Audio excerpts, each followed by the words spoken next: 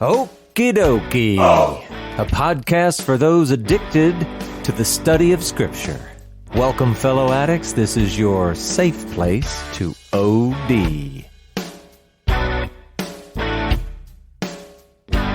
Samuel! Here I am. What are we going to talk about today? Today we are talking about the Gospels. This is Gospels part 122. We are still in the midst of the Last Supper between Jesus and his disciples. This Passover Seder that is going on. And last week we saw where Jesus was continuing these parallels between the imagery that traditional Judaism and the Passover Seder already has concerning the Exodus and liberation from Egypt, and he is adding the imagery of his impending suffering, death, and resurrection to add to that Seder as imagery. They're taking a cup, and he's saying, this is going to be my blood of the covenant, similar to the blood of the Passover, which was spread over the top of the doorway. But it's this new covenant that he's ushering whenever the Torah is going to be written on our minds and hearts, whenever he comes again to redeem all of creation and humanity. And then he says that he's not going to drink of it again until that day is established in his Father's kingdom. So it's really interesting to see that he's alluding to that future day when he will come as a conquering king. Right. We move on from there where it's frustrating, but we have to give the disciples a break when we, as much as we can. A dispute rose among them about who was the greatest in the midst of this very convicting and heavy imagery that Jesus is painting on his last night.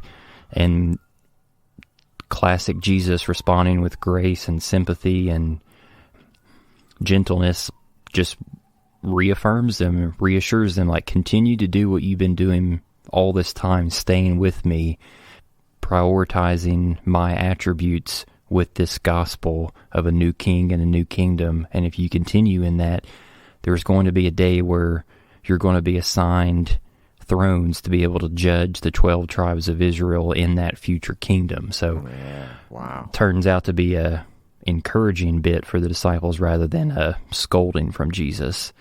And then we ended the episode with Jesus foretelling that all of his disciples are going to fall away, and specifically there's details about Simon Peter going to forsake Jesus 3 times, and classic Peter being the chutzpah dude with having all of the bravery, doesn't think it's going to happen, but little does he know that he's not immune to this falling away and fear of death. Yeah. Like every human being would be if they were in this situation concerning Jesus' persecution and death. Yeah, that's really good stuff. And the way you said something really got me. I liked it a lot. So when we were, this is going back to, talking about the cup and relating it to his blood. What was the blood over the doorpost in the original Exodus? What was that saving them from, Samuel? It was the angel of death, right? Yeah. His blood, that blood saved them from death. And so you made that connection in a similar way. Jesus' blood ultimately is saving us from death. It's opening the way back to life. I love that. That's beautiful. And then, of course, it also works as the seal of the covenant or whatever you want to call it, that new covenant. But anyway, that was great. You tweaked a little something in my brain, made me happy already. So, yeah, all right, so good summary, review, whatever. Let's, the next part here, we're looking at Luke chapter 22, verses 35 to 38. This is kind of a weird little section. It seems like a weird add-on to where we were, and it doesn't really do a lot for where we're going or whatever. But let's read it, and we'll talk about it and see what we got. And he said to them, "When I sent you out with no money bag or knapsack or sandals, did you lack anything?" They said, "Nothing." He said to them, "But now let the one who has a money bag take it, and likewise a knapsack. And let the one who has no sword sell his cloak and buy one. For I tell you that this scripture must be fulfilled in me. And he was numbered with the transgressors. For what is written about me has its fulfillment. And they said, Look, Lord, here are 2 swords. And he said to them, It is enough. Okay, it's a confusing little bit, and I don't know that we're going to unconfuse it, but we're at least going to talk about it. So, as you mentioned, Jesus had warned them. They were going to fall away. But he also seemed to be suggesting that they were going to return. Okay, this wasn't going to be fatal. It was just going to be a bad moment, if you will, right? Now, he wants to let them know that their lives, everything about their daily lives, it was going to change dramatically. So he begins by reminding them of when he had sent them out before. And they were on their own. They were without him when he sent them out. He had specifically instructed them at that time to take nothing. And if you look at it, at one point he sends out the 12. Just as a point of reference, you can look at Matthew chapter 10, verses 9 to 14, Mark chapter 6, verses 8 to 11, Luke chapter 9, verses 3 and 4. But there was also another time when he sent out the 70 or 72, depending on your translation, whatever. That was in Luke chapter 10, verses 3 and 4. So he had done that before, but now Jesus asks, okay, when I did that, what do they remember needing or wanting during that time? And, I mean, it was an obvious question. It was an easy question, and they answered, well, nothing. We didn't need anything. It was great. Well, now they're going to be on their own again.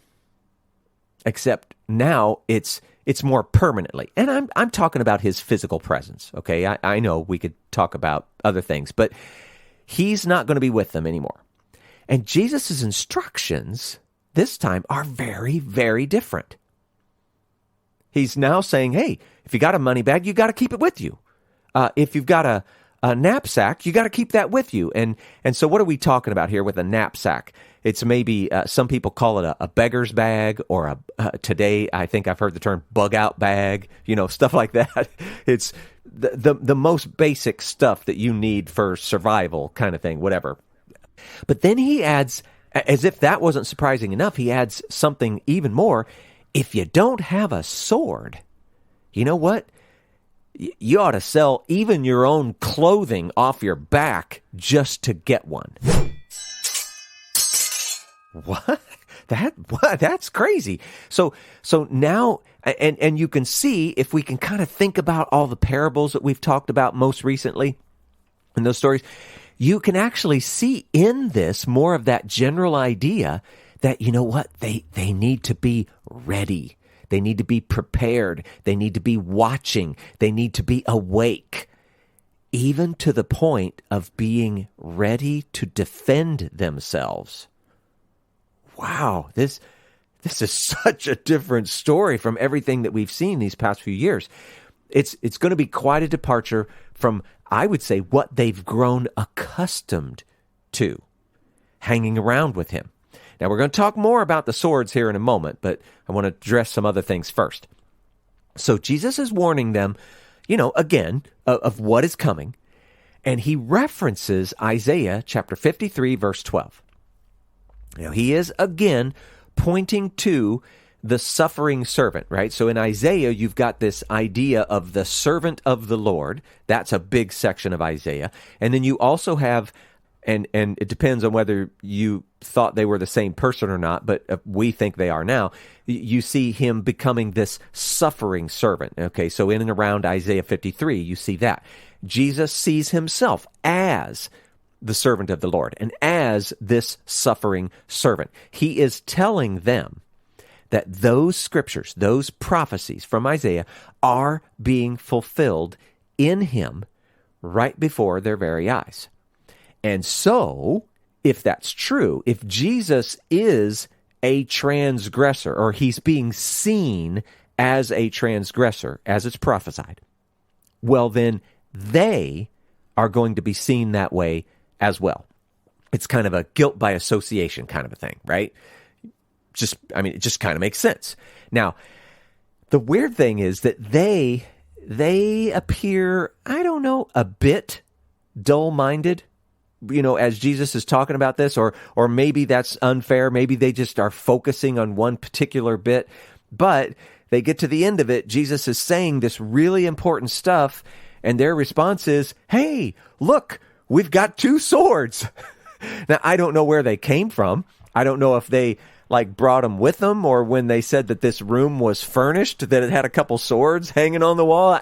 I don't know what the story was behind that. But they say, look, we've got 2 swords. And in response to that, Jesus says, it is enough. And so there's this question, what does he mean, Samuel? What does he mean by saying they need to have swords? What does he mean by saying it's enough? I mean, first of all, was this like a call to arms?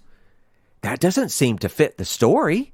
But what then is he saying? Was Jesus saying that 2 swords would be sufficient for all that they were going to face? I mean, there were, let's just say, we don't know exactly who's in the room, but let's just say it's the 12. Is 2 swords enough for 12 people? Right? Nope. I mean, if he really meant for the swords to be for defense, I mean, you might think 12 would be a better number. I mean, the point is, 2 doesn't really sound like enough. And Jesus is saying it is enough. What's going on? So many have looked at this and they've thought that Jesus, okay, he's not really saying that 2 swords is enough, like the number 2. But in fact, they think he wasn't even really talking about the swords. They think that he was saying, look, I've told you what I wanted to tell you. You guys are focusing in on the sword part, and you're not really catching my drift. And so what he's really saying is, you know what, this is enough talk. Or we've talked about this enough, or it's enough of that kind of talk, or whatever. Basically, he's ending the conversation. And I mean, I think there's some merit to that, because think about where we're at in the story. These are the final hours. Time was short. And Jesus was making statements, but it appears he's making statements and not always explaining things because he's running out of time. And we've seen that a lot in earlier. Jesus would talk about things, or he would tell parables, or he would do this or do that. And later they would come behind going, hey, what did you really mean when you said that? And they're not going to have this opportunity anymore. There's just no time left.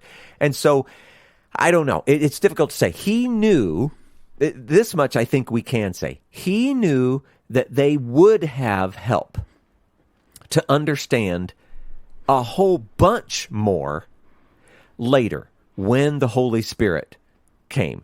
And so he was ready to kind of just move along. You could think of it this way. Samuel, he has an appointment to keep. He's going to be late for a very important date. Yeah, exactly. And it's not a good appointment. This is when the actual betrayal is going to happen. But you just kind of see in this whole story, Jesus is laying out some truths for them, and they're not totally getting them. And because it's at the end, he doesn't seem to be providing all of the explanation that we might think they need or want or whatever. And so, again, I think the most important bit of what we see here is that there's going to be this really, really big life change for them, and that they really do need to be watchful and prepared, even to the point of looking out for their own defense and things of that nature, which, it's a difficulty. A lot of people look at the Bible as a whole and they think, you know what, we just need to be completely passive. And there's a lot of really, really good argument for that, but there's also a lot of really good argument for, well, that's like the overriding mindset, but it's not the end of the story. And so defense occasionally does enter into the picture. I mean, let's say at least defense enters into the picture, and we see an example of that right here. So anyway, I don't know. You can do what you want with it, but that's all I got on that, Samuel. Yeah, I don't have a whole lot concerning the sword aspect of this part of the text, but I do like this detail that you brought to our attention about Jesus saying about the disciples needing to prepare their own bug out bag, so to speak, after he's gone. Right. I think in some ways that's imagery to exile. And what I mean by that is that if we look back in the Torah, when God's presence was dwelling, let's say, with the people in the land, like in the Holy of Holies, in either the tabernacle or the first temple, like there was blessings and associated gifts with that presence being with the nation. Like the land was fruitful and bountiful, and they had everything that they needed and they were provided for. But whenever they fell away, and God's presence had to go away because of that sin and disobedience being present, there was struggle. That bounty and that overflowing of abundance wasn't present. And so here in the same way, Jesus is like God's presence tabernacled in human flesh, and at least within his disciples, there was bounty of knowledge and wisdom and insights on the coming kingdom. But since the whole nation itself did not take up the call of Jesus' gospel of repenting so that the kingdom could come, that presence of God had to go away again. Right. And it just goes to show you, like, even in Torah times, there were people who were faithful to God in Torah that still had to experience the consequences of exile because of a nationwide problem. And so here with Jesus' 12 disciples, you could say that they were the faithful ones, but they still had to experience God leaving once again because of, the entirety of the people not taking Jesus' message to heart. Yeah, that is a really cool viewpoint, Samuel. Glad you brought that up. That is just good. And I'm going to leave it just the way you said it. That's neat. All right. Well, okay. So, I mean, people can't actually see all of my original notes and all that kind of stuff, but we're marking a very interesting point right here, Samuel, where not only are we going on to a new section of study, a new section of the Gospels, we're actually going to enter into, and I don't know what it is exactly, we're going to do like 4 or 5 chapters of John. Oh boy. Crazy. So all I can say is buckle up, because it's going to get good. Yeah. But now remember, just going into this, remember that from John's perspective, we're looking at a Last Supper that's not necessarily a Passover Seder, and we've been talking a lot here and there about the synoptics that we're looking at everything as a Passover Seder. So kind of keep that in the back of your mind, just that it's different. And I don't know how much that's going to be relevant here, but anyway, just remember. We're going to move now to John chapter 13, and we're going to look first at verses 31 and 32. It says this: When he had gone out, Jesus said, "Now is the Son of Man glorified, and God is glorified in him. If God is glorified in him, God will also glorify him in himself, and glorify him at once." Welcome to John. Did he say him enough? Yeah. And John, he just has such a strange way. But then again, it's supposed to be, a Jesus quote. So maybe Jesus talked this way, but I don't know. It seems like he talks this way a lot more in John than he does in the other Gospels. So I'm thinking it's John that's doing this, but whatever. So just to get our heads in the right place, when it says when he had gone out, in John, we're talking about Judas. When Judas, Jesus had his little interaction, and Jesus, and he was like, "Hey, do what you're going to do quickly," whatever. Judas is now leaving. So when Judas had gone out, so we're somewhere in between that time, Judas leaving and the rest of them actually finishing the meal and going out to the Mount of Olives. Okay? It's a little loosey-goosey in there. We don't know exactly where, but that's kind of the time frame. And this, it actually is kind of referred to as Jesus' farewell discourse. At least that's one phrase I've heard put on it. And it covers, I'm pretty sure it's more than 4 chapters of John. I mean, it's a lot. This section of John's gospel follows, and this is so interesting, things that you would never know or see. It follows the format and conventions of a typical farewell address, and it appears to be quite intentional. And so if you were a first century reader, and most especially a Jewish reader, when you saw this section in John's gospel, it actually would have stood out to you a little bit. It would have been familiar and, in fact, kind of impactful because the way John has laid it out, it follows a cultural, conventional norm. So I thought that was kind of interesting. We're not going to see it ourselves today, right? But if we wanted to take the time to go back and understand how a farewell address worked and all this, we may mention a point here or there to sort of help you relate to it. But for them, it would have been very noticeable. And then something else weird about what he says. So at the end of it, okay, I was reading ESV, and the last verse says, if God is glorified in him, God will also glorify him himself and glorify him at once. Okay?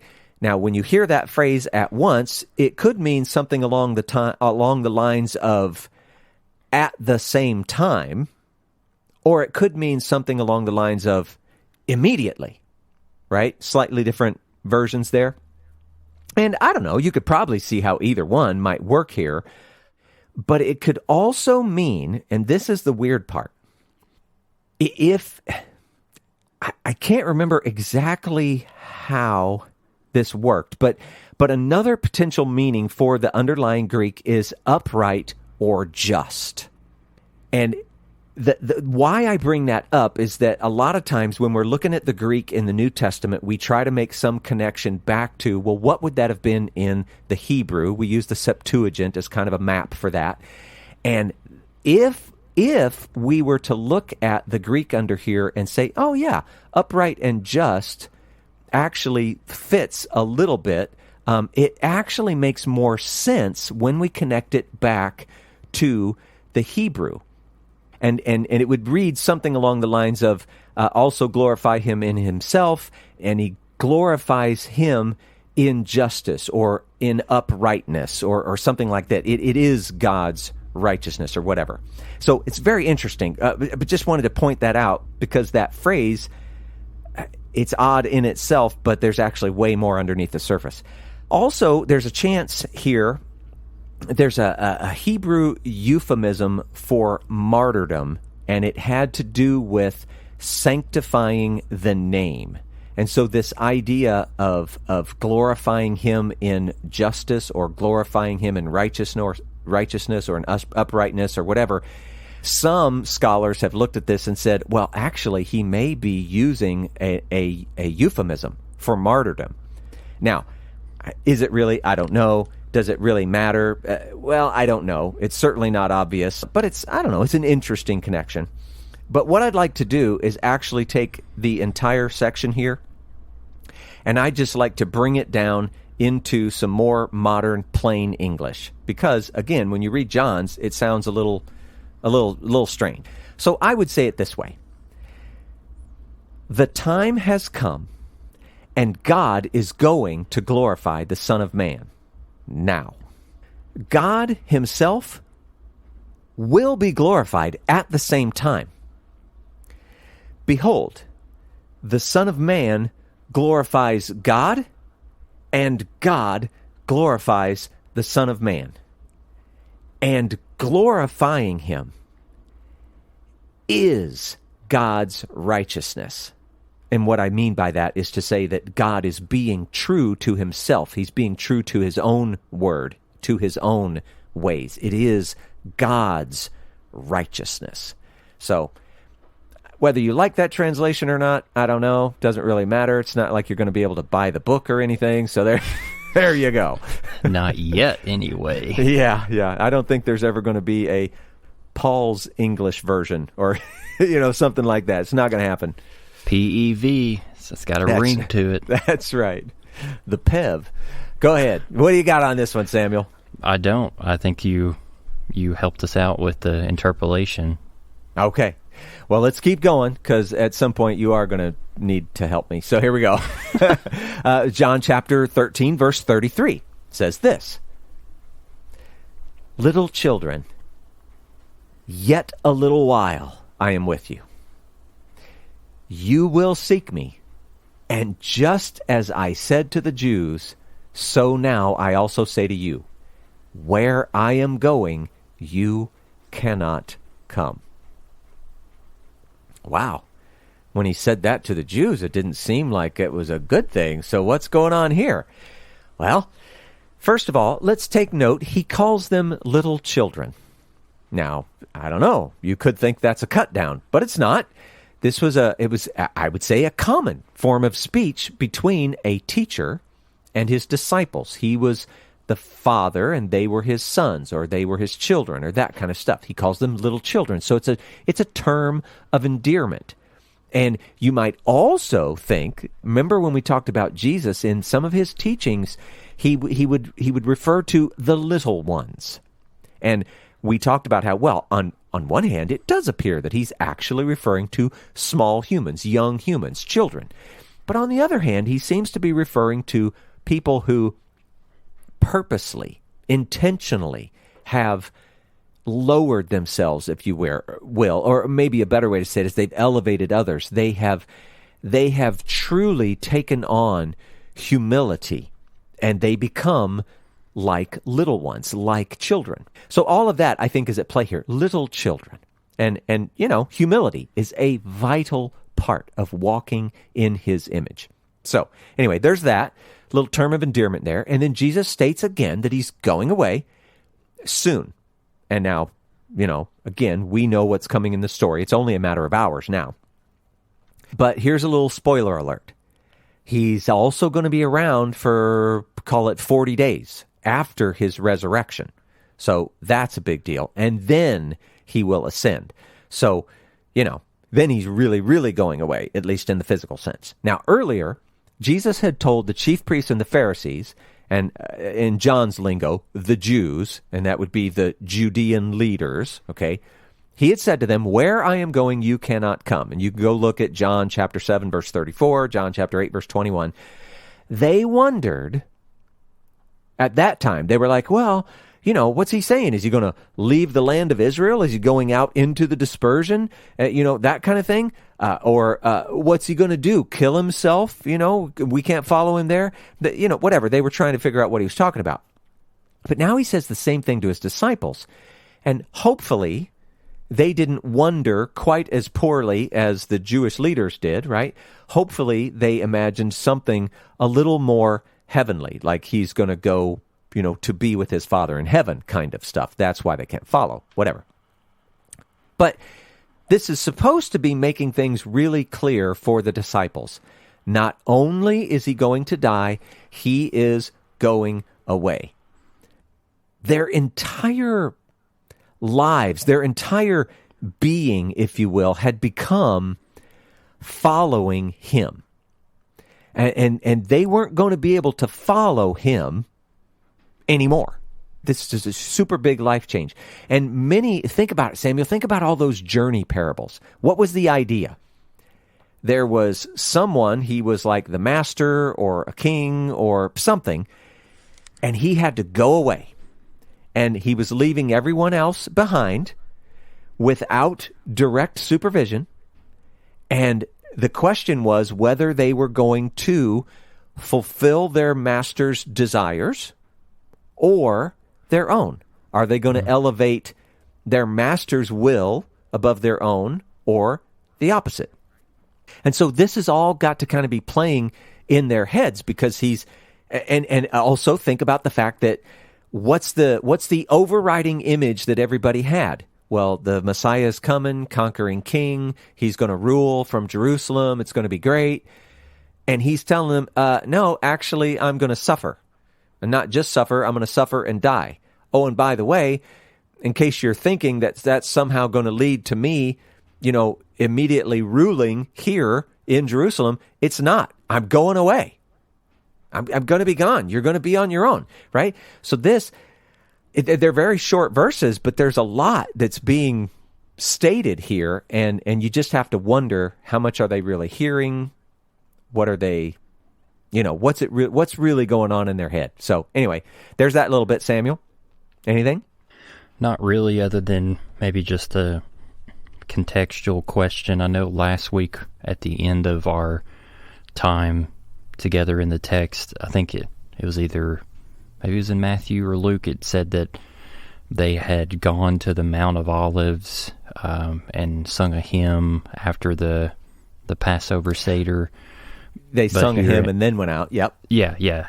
Got the order wrong. But here in John, since we've started, it seems like this is happening right after Judas walks out. So are we supposed to be picturing this still in the room that they are in before they go out? Or, I guess there's no way of really knowing truly, but I guess I'm just trying to get a mental picture of where they are physically while these words are being spoken. Yeah. And I guess we can't be 100%, but I think sort of the obvious answer is, they're all still sitting around the table talking. Okay. And so, I don't know if you remember, I tried to mention it, but I certainly didn't make any sort of, important point about it. But there is question about, when and where is all of this stuff happening? Are they still in the room? Are they talking while they're traveling on the way? Is some of it happening while they're actually in the Mount of Olives? Whatever.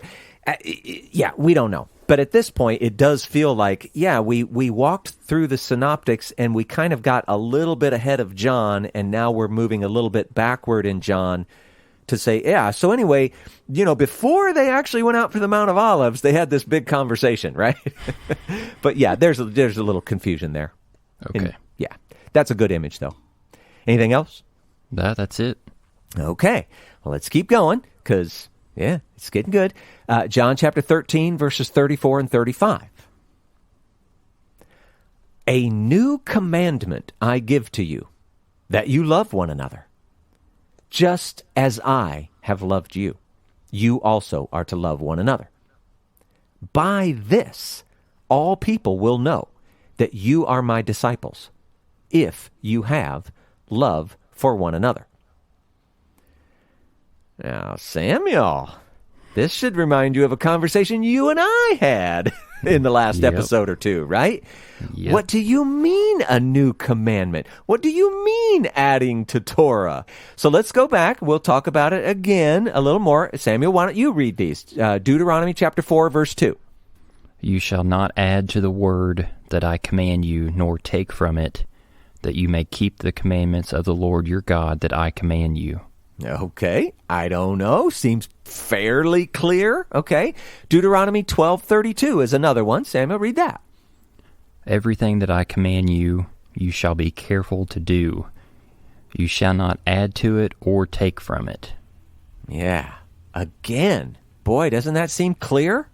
So what do we do with this? Here's the thing that is, it is difficult. Because we're looking at the text and we're trying to make sense of it. We don't want to just make things up and just, rationalize or justify things just any old way we can. And at the same time, we don't want to be so literal that we miss the actual truth and reality of what's going on, okay? So, first, let's just say this. Samuel, if you go back to the Torah and you're looking for what God says about anything, is the Torah completely exhaustive? Does it cover every possible thing that any human could ever face in life in detail? Nope. No, of course not. Now, you could, though. What if I stated it a different way? Do the principles contained within Torah cover every possible thing that a man may face? I think so, yeah. Yeah, it does. But the detail isn't there. The principles are there. And if you go back to Torah, you'll see, well, sometimes things in there, they're outright commands. And that's it. It's just do this or don't do that. Sometimes you see commands and they are like either there's an included example or the whole command is sort of wrapped up inside an example, something like that. So that happens. Sometimes you don't even get to see a thing that actually feels like an outright statement or command from God. You only get the example. And from that, we derive the command, or, things like that. And then, of course, there's narrative and there's poetry and there's all these different things. So we have to look at Torah as much more of a set of principles than a strict set of rules. It's intended to be meditated on. And it's intended that we would actually derive meaning from it. And the reason this can be difficult, I think especially for us, like in America or whatever, a Western mindset is very logical. And we've talked about this before. We like to have lists and bullet points and, just lay it out for me. Here it is. And our laws are in text and we don't have to wonder what they mean. In fact, if we're going to have an argument, we go back to the text, and all that. But it's a very Eastern mindset versus Western mindset. America, Europe, whatever, it's more Western. Eastern is, no, we're telling you a thing, and we want you to actually meditate and think about it. We're not giving you all the detailed answer.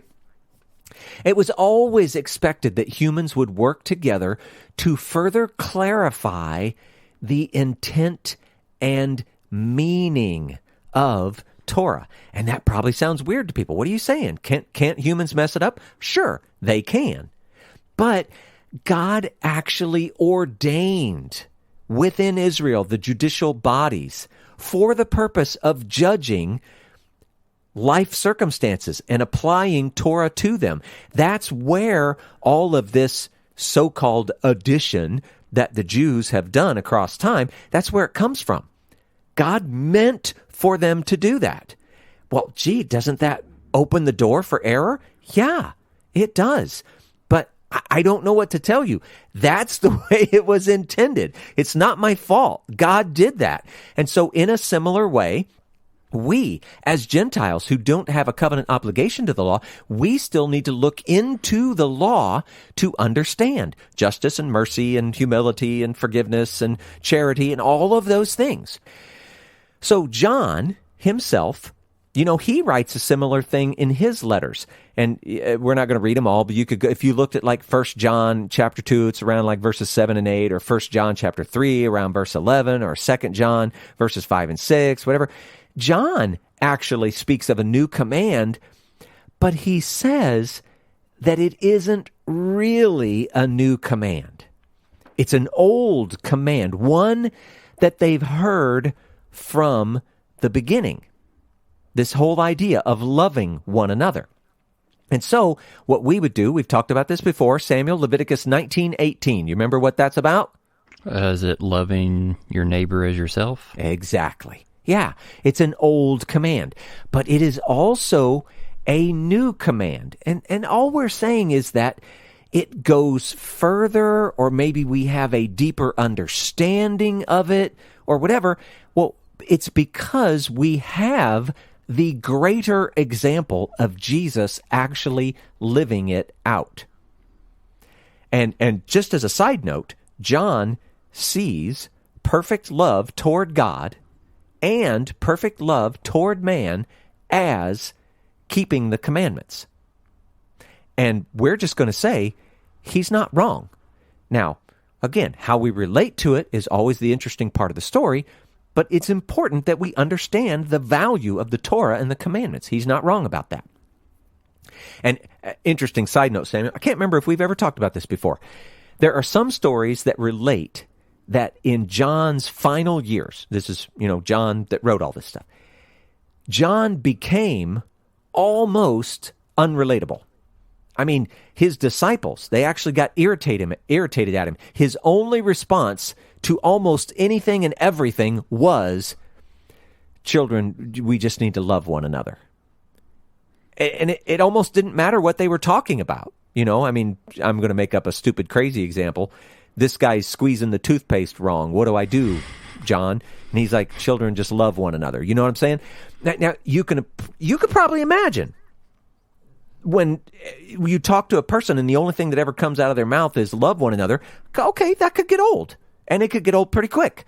But from John's perspective, it was the important thing.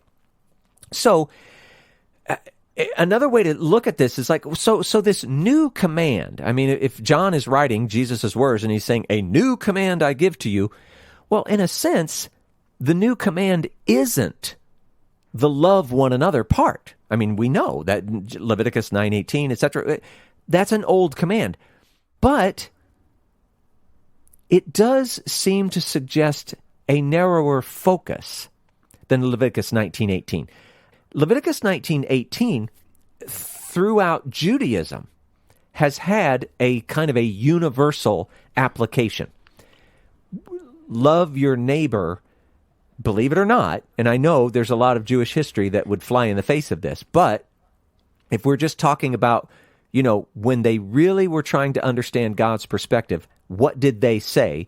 Well, it referred to all humanity, all mankind. Okay, love your neighbor, applied to all mankind. This particular little bit that we see from Jesus seems to actually be, I don't know, maybe a little more special or unique or specific or something like that. It's toward the brethren or for the brethren. And this new part that he is adding is just as I have loved you. So if we're looking for, well, what's the new command part? It's love one another like you always have, except do it just as I have loved you. That's the new part. So they now had a better example, a more true example. He had lived in their midst for 3 years. And think about it. What did he just do, Samuel? He had just washed their feet. That was a big deal. And not only that, they don't know this quite yet, but he's about to go to the cross. This, love one another just as I have loved you includes those things, as well as a ton of other stuff. So it's a really, really big deal. Now, supposedly, all people will recognize Jesus' disciples not for how they, in a plain old ordinary sense, love one another. Man, it's like my lips aren't working today. My tongue. Not in the plain old sense of how they will ordinarily love one another, the same way that we should be loving all of mankind, but for something even a bit more, how they love one another as imitating the way Jesus had loved them. Which, I mean, come on. Just think of the last two examples, washing their feet and going to the cross. Christianity is a high, high calling. It's not for the faint of heart. It's not a crutch. It's not some form of copium, if I can borrow that modern term, right? It's a big deal. So this new command in the context of you shall not add or take away, I don't think we should see it as Jesus doing that at all. I think it's him providing a deeper and better understanding, very similar to the way he did on the Sermon on the Mount or something like that. And it's a great example for us because that's how we are supposed to be meditating and diving into the law, etc., for our own sakes. So anyway, well, that was a lot. What do you got on that, Samuel? I actually do have something this time. All right. And I think we talked about it a week or two ago when this concept of adding or taking away, when we were talking about this new aspect that Jesus was talking about, doing the Passover in remembrance of me. I think I made the statement, and we linked an article about within traditional rabbinic Judaism, it wasn't uncommon for there to be additional details in terms of things that the people of God are encouraged to do or practiced with the goal of, if it is helping aim you towards fulfilling the commandments in a better way. Like, right. Adding to the Torah in that sense is a useful thing. Like, that's how the whole extra biblical texts, like the Talmud and the Midrash, that was their whole purpose, was to include more details, more context for us to be able, us as in people of God, Israel, to fulfill the commandments. And the Torah actually, in my opinion, showcases this in the text itself. If we go back to Genesis 1 through 3, like particularly Genesis 2 and 3, when God is telling humanity to, like, you can eat from any tree or fruit of the garden, but you cannot eat from the tree of the knowledge of good and evil, or you will die. And then in chapter 3, whenever you have this interaction between the serpent and the woman, and the serpent says, like, didn't God say that, you're not supposed to eat of this tree? And the woman says, like, we're not supposed to eat of it, nor are we supposed to touch the fruit of the tree. Right. And like we ask ourselves within rabbinic thought, it's like, wait, God didn't say anything about touching it. He just said about eating it. And so within rabbinic thought, it's like they treat it as like Adam and Eve conversing over this commandment to not eat of the fruit, and them putting a fence around Torah to go one step further, to be like, if we're not supposed to eat of it, we shouldn't even be getting close to it in proximity. We shouldn't even be giving ourselves the temptation by holding it in our hands, being in proximity to it, to give us every opportunity and chance of success as possible. Yeah. So in the same way, like Jesus here is saying, if the goal of the commandment is to love one another, love your brethren, the detail that I am adding that is going to help you perform that love successfully is this self-sacrifice, this humbling of yourself, giving up your life and so to speak, for the benefit of lifting others up. That's, in my opinion, that is what Jesus is doing. Although, and even though I say that, like, I now have a question with this detail that I brought, which is weird. Like, God is unchanging, whether it's God in the Old Testament versus God being represented in Jesus here in the Gospels. And so I guess I'm wondering, shouldn't we see that detail of God humbling himself, lowering himself, in order to lift others up? That has to be present in the Torah as well. It's not as if that detail of God's character was somehow absent in Genesis through Malachi, and now it's all of a sudden showing its head for the first time. Like, I'm just trying to think of times in the Torah where that was present as well. Yeah. Well, and I think what you have to do is say, wait a second, Jesus is the physical manifestation of Torah. So whatever you think it is you see in Jesus, it's in there. Mm. Right? I mean, that's like bold, black and white statement number one. So there's that. Okay, you know me, Samuel. I am not the guy who unprepared can remember Bible verses. I am just not that guy. I've never been that guy. But yes, this much I know. Of course we see God demonstrating this in different ways throughout the Torah. And that might be that might be a neat thing. So maybe someday we do a special episode where, we do a topic like that rather than walking through the scriptures as we normally do. Maybe we do something like that. But that won't be today because I'm not the guy who could do it. But I did want to also mention, and please don't hold me to this because I may be remembering correctly or I may not, but you talked about the idea of Eve and don't touch it, sounded like an addition or whatever. If I remember correctly, Eve wasn't around to hear God say that. And so the tradition says that it was Adam that had conveyed that to Eve. And so the Jews credit Adam with, I think the phrase is, putting a fence around Torah, saying, hey, you're not supposed to eat it, so here's what we're going to do. we're just going to build a little fence around that area so that we don't even get close. And the fence is, hey, you know what? Don't even touch it. And I think that's such a cool image, very practical. Yeah. But yeah, great one, Samuel. You're on fire again. Man, we're going to have to buy new equipment. You keep melting it.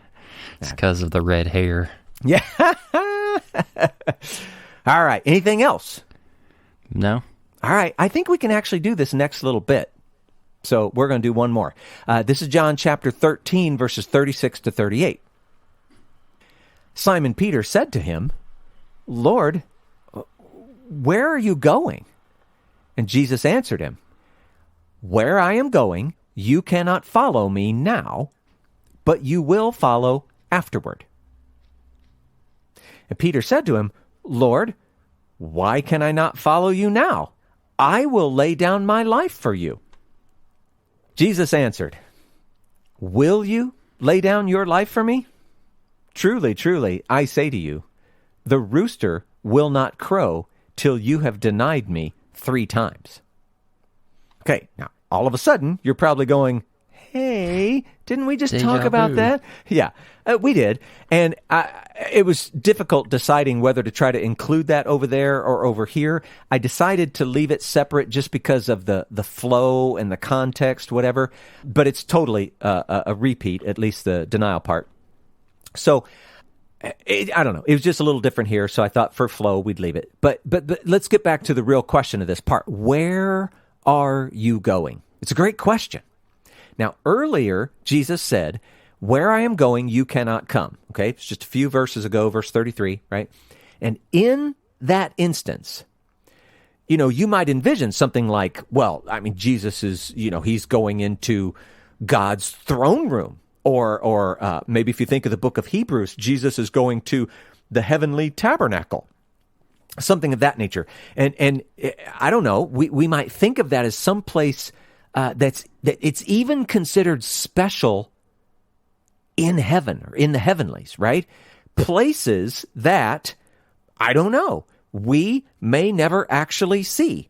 The story is not us ending up in heaven with God. The story is us ending up on a new earth here and God dwelling with us here. And so I bet you there's a whole bunch of heaven that we will never see or know about, even through the end of the story. So maybe you imagine Jesus is going somewhere that they cannot go. But here, even though he spoke that way earlier, it's like Jesus is turning the words a bit here, effectively kind of changing the subject. And what's even more interesting is that Peter seems to be of the same mindset. So I don't know if it's Jesus changing to match where Peter is in his own brain, or Peter's just following along with what Jesus is saying. I don't really know. But anyway, Jesus speaks of Peter following him not now, but afterward. And so in the context right here, it appears that both Peter and Jesus seem to be referring specifically to death and martyrdom. And so you go back up to verse 33 and you say, well, he can't, either he was, he needed to bring some more explanation and detail here, and he didn't really mean what he said above, or he really was talking about something slightly different above. I happen to think when he said it earlier, he totally meant exactly what he said, and he was referring to something that Peter will never actually be a part of. And here, he's bringing it back down to reality, as in like Peter's reality, what he will indeed see and experience and whatever. And so it is going to include his death and his martyrdom. Now, as we've seen before, Peter's obviously declaring his readiness and his willingness to follow Jesus even unto death. Now, you could look at what happens to Peter and you could say, hey, he was just a weak coward of a man. Well, maybe that's how it worked out. Or, I don't know, maybe Peter actually received a little unwanted help, if we could call it that, from the Spirit in those times. Something actually inside him urging him, hey, just say you don't know him. There's a whole bunch more story that yet needs to be worked out, so just say you don't know him. Right? Maybe it was more like that. Maybe he wasn't a weak coward. I don't know. Maybe something that you can make up in your head in between. We don't really know what went on in Peter. We just know how the story worked out. Either way, Peter, he's given the same prediction here as we talked about before. You're going to deny me 3 times. But it isn't said here. It isn't stated explicitly here. And I would just like to go back and say, but also remember when he talked about it in the Synoptics, it included that little bit of encouragement or hope. When you have turned again. That's not stated here, but we know that in Peter's story, his denial isn't the end of the story. And that's just, I don't know. I just think it's important to remember that. So anyway, there's that little bit. And that ends chapter 13 of John. So when we start next podcast, we're going to be moving on to chapter 14. So maybe there's some good break there. Us not doing a cliffhanger. I'm not sure what to do about that. We haven't had one of those in a while. Yeah. I'm sorry. I saw something dripping. It must have been sarcasm. Yeah, this is a good stopping point. Yeah. Anything about that section, Samuel? No. Okay. No, I mean, we've talked about it in previous weeks. I think we should affirm Peter's readiness and willingness as real and genuine, and we should potentially treat his denial as a natural human reaction and a form of, the weakness that sin and death have on our lives, of the fear of death. And he got caught up in the moment, and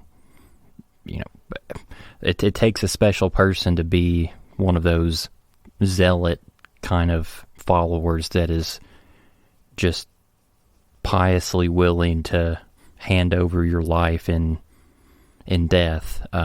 So I don't know.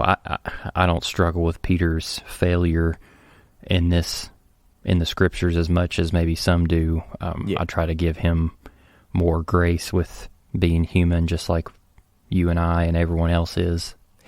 Yeah. And I don't know. People hear things different ways, whatever. Because we're in the middle of this, but wait a second. This is like that last meal and they're heading out to the Mount of Olives. I mean, this is like the really, really climactic part of the story. Some of this that we're going to go through, and I mean, I can't help it. It's going to take us a number of podcasts to get through a number of chapters of John. It may feel like, I really felt like we were, moving towards something really important and big, and now it feels slightly more common, ordinary, not big and exciting. I get that, but it is Jesus's farewell discourse, and so hang in there. I think we are going to find some really good and interesting things, but it is going to feel like a pretty big break from the big exciting part of the story. But anyway, there you go. Until next time. Okie dokie. Thank you for listening to the Okie Dokie Most podcast. Don't forget to subscribe so that you never miss an episode. Be sure to leave us a rating and a review to let us know how this content is impacting your life. You can find out more information about the podcast at www.okiedokimos.com. And if you'd like to get a hold of us, please send us an email at okidokimos@gmail.com. Until next time, we pray that you will do your best to present yourself to God as one approved, a worker who has no need to be ashamed, rightly handling the word of truth. We'll talk to you again soon.